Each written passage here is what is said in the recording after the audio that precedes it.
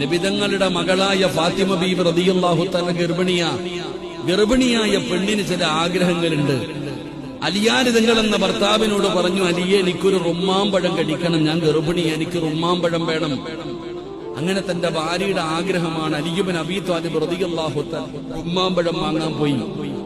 റുമ്മാമ്പഴവും വാങ്ങിച്ച് തിരിച്ചു വരുമ്പോ ഒരു മനുഷ്യൻ പറഞ്ഞു, അലിയെ, ഒരു പാവപ്പെട്ട മനുഷ്യൻ ഓടി വന്നിട്ട് പറഞ്ഞു, ഭക്ഷണം കഴിച്ചിട്ട് ദിവസങ്ങളായി, എനിക്ക് എന്തെങ്കിലും വേണം, എനിക്ക് കടിക്കാൻ എന്തെങ്കിലും തരണം.